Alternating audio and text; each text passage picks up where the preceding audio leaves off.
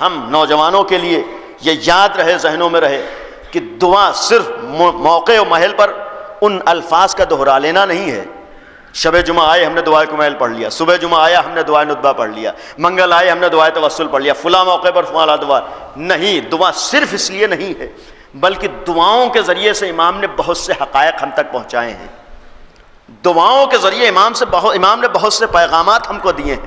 یعنی ہم دعا کو اس نگاہ سے بھی دیکھیں کہ امام نے ان الفاظ کے ذریعے سے ہم کو پیغام کیا دیا ہے، ہم تک امام نے کیا پہنچانا چاہا ہے، امام نے ہمارے سامنے کیا پیش کیا ہے۔ اور یقیناً دعائیں ایسی چیزیں ہیں کہ ہم تصور نہیں کر سکتے، جو حقائق و معارف کا خزانہ ہے۔ اور یاد رکھیے گا کہ خزانے سے انسان اسی وقت فائدہ اٹھایا کرتا ہے جب اسے معلوم ہو کہ ہمارے پاس کتنا بڑا خزانہ ہے۔ کسی کے گھر میں لاکھ سونا ہیرا گڑا ہو، اگر اس کو علم نہ ہو تو کبھی فائدہ نہیں اٹھا سکتا، لیکن اگر اسے پتا ہو کتنی دولت ہمارے پاس ہے، کتنا خزانہ ہمارے پاس ہے، تب وہ اکڑ کے چلا کرتا ہے، تب اس کا سر اونچا رہتا ہے کہ ہمارے پاس اتنی دولت۔ یاد رکھیے گا کہ دعاؤں جیسا ذخیرہ ہمارے پاس ہے، کائنات کی کسی قوم کے پاس نہیں ہے۔ اصل ہے کہ ہم کو معرفت ہو جائے کیسا ذخیرہ معصومین نے ہمیں دیا ہے۔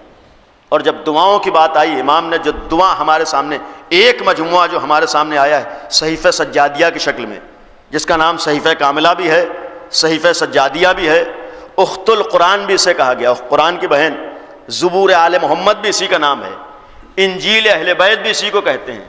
خود ان ناموں سے اس بات کی دلیل ہے کہ کس حد تک عظمت کی حامل یہ کتاب ہے۔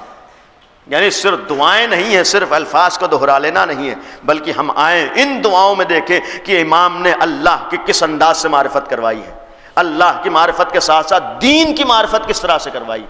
انہی دعاؤں میں امام نے پہچانا کہ ہماری حقیقت کیا ہے، ہم کیا ہیں، ہمارے اور اللہ کے درمیان رابطہ کیسا ہونا چاہیے، اور کس کو رابطہ ہونا چاہیے، یہ بھی امام نے پیش کیا ہے۔ اور جہاں صحیفہ سجادیہ، بس ایک جملہ عظمت کے سلسلے میں